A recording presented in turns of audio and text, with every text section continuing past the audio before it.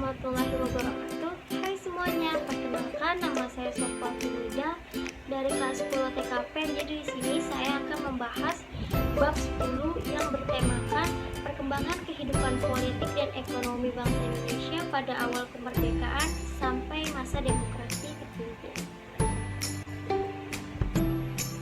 Perkembangan ekonomi pada awal kemerdekaan bermula pada saat BPUPKI berembuk membahas Undang-Undang 1945, terutama pasal 33 tentang kesejahteraan sosial atau landasan sistem ekonomi yang dicanangkan oleh Muhammad Hatta yang berisi ekonomi kita harus berlandaskan semangat kolektivitas.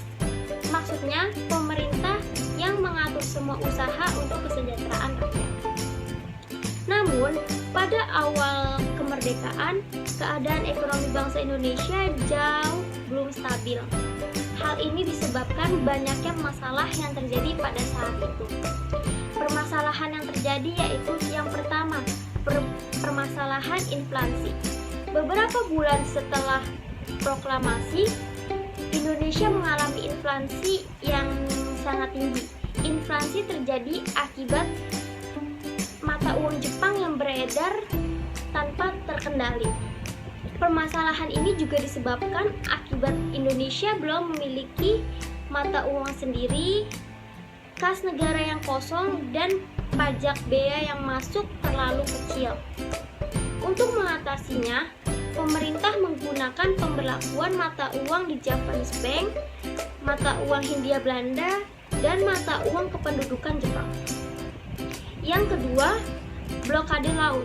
Pemblokadean yang dilakukan oleh Belanda dilakukan pada bulan November tahun 1945, di mana blokade ini menutup pintu keluar dan masuk perdagangan Indonesia, sehingga mengakibatkan Indonesia tidak bisa mengekspor dan mengimpor barang. Tujuan Belanda melakukan blokade laut ini ialah untuk meruntuhkan perekonomian Indonesia. Upaya yang dilakukan pemerintah untuk menangani permasalahan ini yang pertama ialah melakukan program pinjaman nasional. Yang kedua, melakukan diplomasi ke India. Dan yang ketiga ialah mengadakan hubungan langsung ke luar negeri. Salah satu upaya yang membuat ekonomi kita kembali ialah agresi militer. Agresi militer ini merupakan kebijakan yang dibuat oleh Syarifuddin Prawira Negara yang pada saat itu merupakan Menteri Keuangan di Kabinet Hatta. Pada saat agresi tersebut, Syarifuddin membuat kebijakan yang disebut dengan gunting Syarifuddin. Maksud dari kebijakan itu, Syarifuddin menggunting mata uang Nika dan di Javanese itu pecahan 5 gulden ke atas, sehingga bagian kiri dari mata uang masih bisa digunakan sebagai alat pembayaran, sedangkan sebelah kanan mata uang tersebut ditukarkan menjadi obligasi atau surat hutang yang bertujuan untuk pendanaan negara yang senilai dengan setengah mata uang tadi. Hal ini bertujuan untuk menyeimbangi antara uang dan barang yang beredar. Perkembangan kehidupan ekonomi dapat dirasakan pada saat Kabinet Nasir. Di era kabinet ini, industri skala kecil mulai berkembang. Di kabinet ini juga membuat program Banteng yang dicetuskan oleh Sumitro, ahli ekonomi pada saat kabinet itu, yang berisi pemberian lisensi khusus untuk warga Indonesia yang mau mengimpor barang. Oke, kita masuk ke perkembangan kehidupan ekonomi terpimpin. Kondisi ekonomi di awal demokrasi terpimpin sangat terpuruk, akibatnya banyak banget pemberontakan yang terjadi. Untuk mengatasi keadaan tersebut, sistem ekonomi diatur sesuai komando, di mana alat vital dan kontribusi harus dimiliki negara atau paling tidak di bawah pengawasan negara. Untuk mengatasi permasalahan ini dibuatlah Dewan Perancang Nasional atau yang disingkat dengan Depernas pada tanggal 15 Agustus 1959 yang diketuai oleh Muhammad Yamin. Depernas kemudian menyusun program kerjanya berupa pola pembangunan semesta berencana yang terdiri dari blueprint tripola, yaitu proyek pembangunan, pola penjelasan pembangunan, dan pola pembiayaan pembangunan. Namun program ini tidak berhasil, oleh karenanya Indonesia mengalami penurunan mata uang yang cukup signifikan. Sehingga pada tahun 1963 dibentuklah Badan Perancang Pembangunan Nasional atau Bapernas sebagai pengganti Depernas tadi, yang dipimpin langsung oleh Presiden Soekarno. Tujuannya sebagai penyusun rencana pembangunan jangka panjang dan jangka pendek. Pada era ekonomi terpimpin ini, penurunan mata uang itu cukup signifikan. Selain itu, semua simpanan di bank yang melebihi 25.000 pada saat itu dibekukan.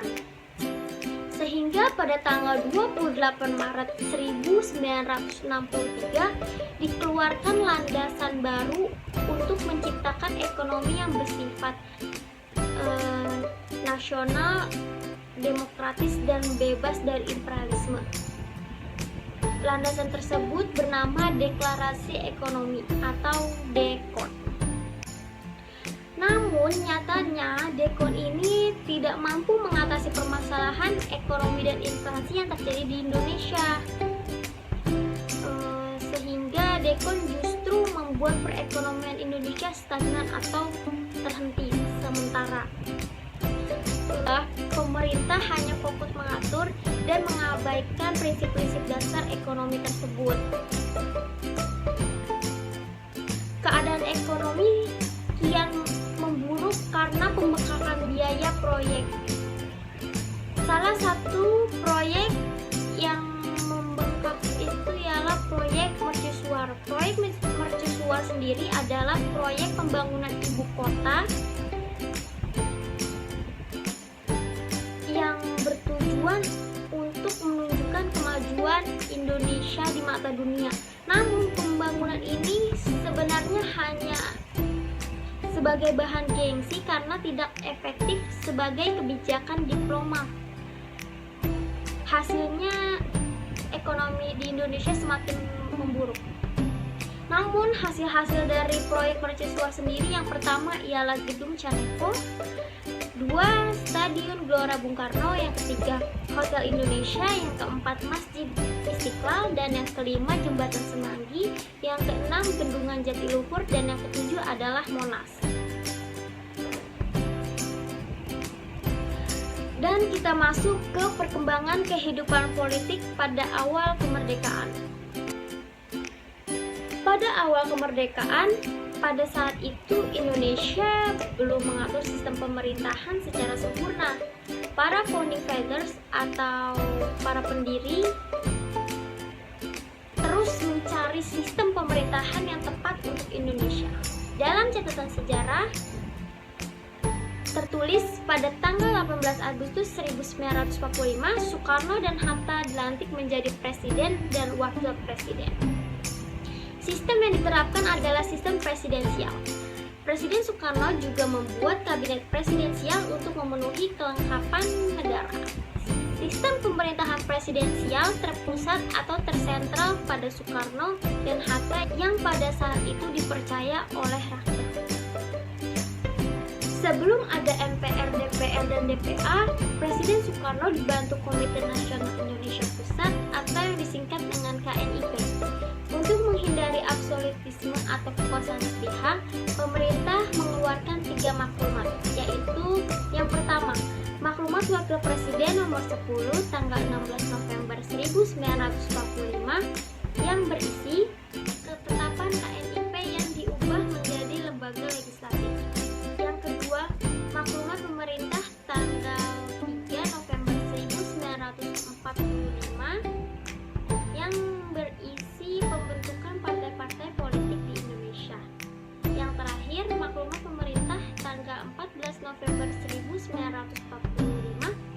berisi perubahan sistem pemerintahan Indonesia dari sistem presidensial menjadi sistem demokrasi parlementer. Dalam sistem parlementer, kedaulatan sepenuhnya di tangan rakyat. Karena bersifat parlementer, Presiden Soekarno membentuk kabinet lagi. Namun kabinet tersebut tidak bertahan lama disebabkan banyaknya tantangan bagi pemerintah Indonesia dari dalam maupun luar negeri. Salah satu tantangan dari luar negeri adalah pihak Belanda yang ingin berkuasa kembali.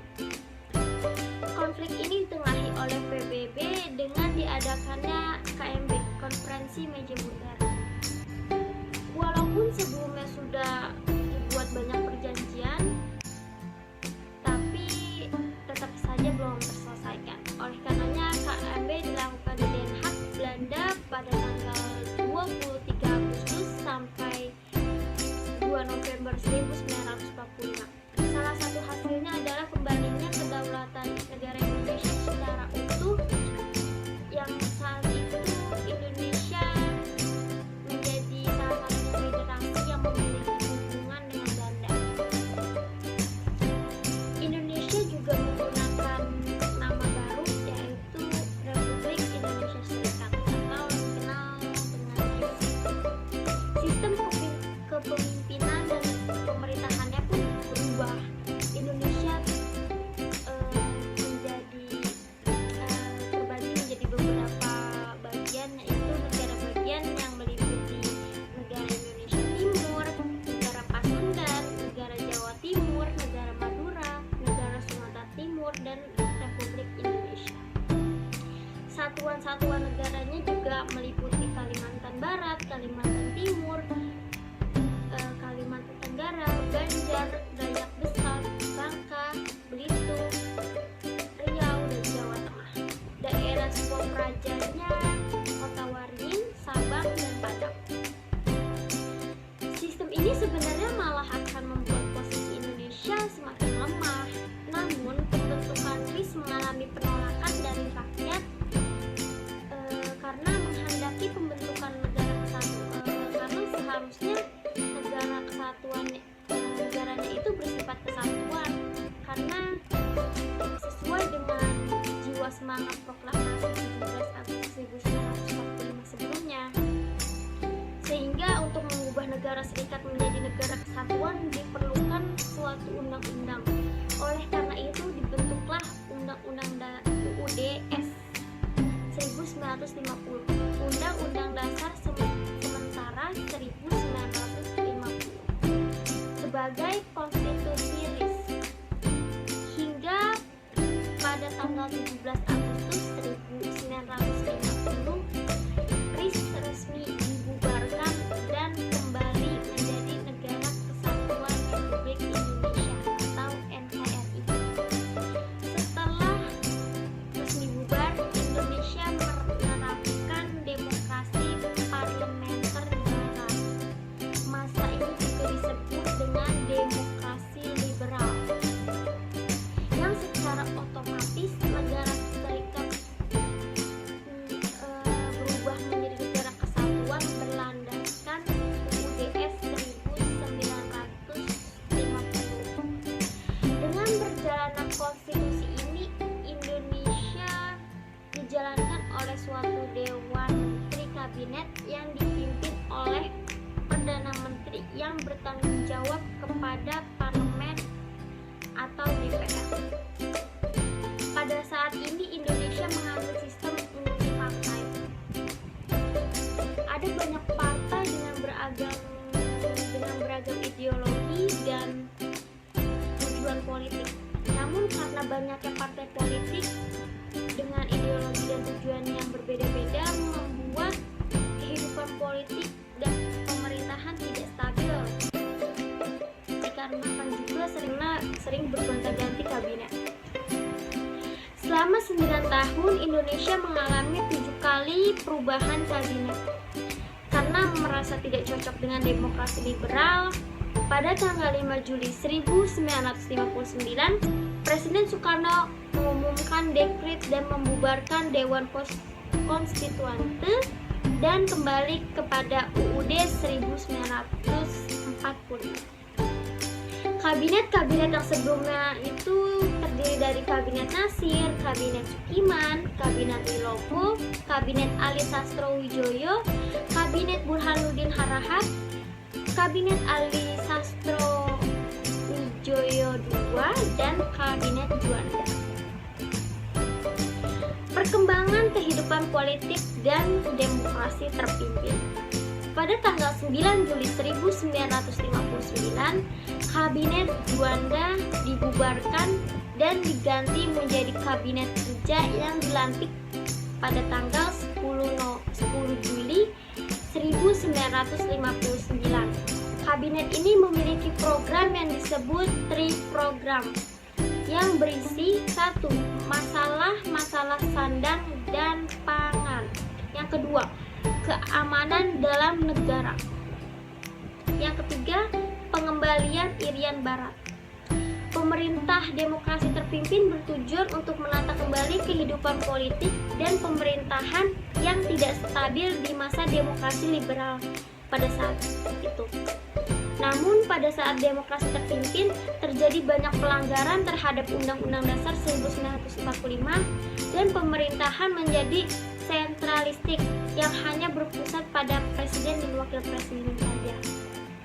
Kondisi ini membuat presiden sangat kuat dan berkuasa. Berikut pelanggaran-pelanggaran yang terjadi pada saat era itu. Yang pertama, pidato penemuan kembali revolusi kita dijadikan garis besar haluan negara. Yang kedua, lewat sidang umum MPRS tahun 1963 ditetapkannya Soekarno sebagai presiden seumur hidup. Yang ketiga, Soekarno membentuk MPRS dan DPAS yang dipilih langsung oleh presiden. Untuk DPAS diketuai langsung oleh presiden, padahal itu nggak bisa ya. Dan yang keempat, presiden membentuk DPR-GR setelah DPR sebelumnya menolak RAPBN. Yang kelima, Partai Masyumi dibubarkan karena pimpinannya terlibat pemberontakan PRRI dan Permesta. Yang keenam, penerapan paham Nasakom, yaitu nasional, agama, komunis dalam lembaga negara. Keberadaan MPRS, Majelis Permusyawaratan Rakyat Sementara Sendiri, dan DPAS, Dewan Pertimbangan Agung Sementara, menuai banyak kecaman. Dikarenakan pembentukannya dibuat langsung oleh presiden, bahkan diketuai juga oleh presiden itu sendiri. Seharusnya MPRS dan DPAS dipilih secara pemilu. Pada saat itu demokrasi terpimpin terjadi banyak peristiwa, yaitu pembebasan pengembalian Irian Barat, jalur diplomasi, dengan melakukan perundingan liberalitas pada tahun 1951, sidang PBB tahun 1954, dan konfrontasi ekonomi dengan melakukan upaya memblokir kebutuhan Belanda di Indonesia seperti melarang media cetak dan film dari Belanda serta mengalihkan pusat pemasaran komoditi Republik Indonesia dari Belanda ke Jerman. Dan konfrontasi militer dengan melakukan pemutusan hubungan diplomatik dengan Belanda. Terus terjadi lagi konfrontasi dengan Malaysia. Pada tahun 1961, adanya rencana pembentukan Federasi Malaysia ditentang Indonesia karena dianggap sebagai proyek neokolonial Inggris yang membahayakan revolusi Indonesia yang belum selesai. Diadakannya KTT Mapirindo dan PBB membentuk tim investigasi. Sebelum investigasi itu selesai, Malaysia sudah memproklamirkan Federasi Malaysia. Presiden Soekarno pun mengeluarkan Dipora dan kontroversinya ialah sebutannya Ganyang Malaysia. Seperti itu. Sistem pemerintahan demokrasi terpimpin memberi peluang PKI untuk memperkuat posisinya di segala bidang. Setelah PKI merasa dirinya kuat, PKI mengadakan pemberontakan yang kita kenal dengan G30 SPKI. Namun namun pemberontakan ini berhasil digagalkan. Pada saat itu, secara bersamaan Indonesia sedang menghadapi kondisi ekonomi yang memburuk sehingga harga-harga kebutuhan pokok melambung tinggi. Oleh karena itu, terjadi demonstrasi dan kekacauan di berbagai tempat. Guna memulihkan keamanan negara, Presiden mengeluarkan surat perintah kepada Letjen Soeharto untuk mengambil segala tindakan untuk memulihkan kondisi negara. Surat tersebut kita kenal dengan Surat Perintah 9 Maret atau Super Semar yang sampai saat ini juga menjadi kontroversi kebenarannya. Selain politik di dalam negeri, jejak politik Indonesia di luar negeri bersifat bebas aktif. Tujuan politik Indonesia di luar negeri adalah menghilangkan imperialisme dan mencapai dasar-dasar bagi perdamaian dunia yang utuh dan abadi. Namun, pada saat demokrasi terpimpin, politik Indonesia di luar negeri mengalami banyak penyimpangan. Salah satunya adalah konfrontasi NEVO dan OLDEVO. Presiden Soekarno memperkenalkan doktrin politik baru yang memberi bagian dunia menjadi dua blok, yakni New Emerging Forecast atau NEVO, yang merupakan kumpulan negara sosialis yang dianggap progresif atau negara yang sedang berkembang, termasuk juga negara yang baru merdeka atau sedang memperjuangkan kemerdekaannya, dan Old Established Forecast atau OLDEVO. Sekian dan terima kasih.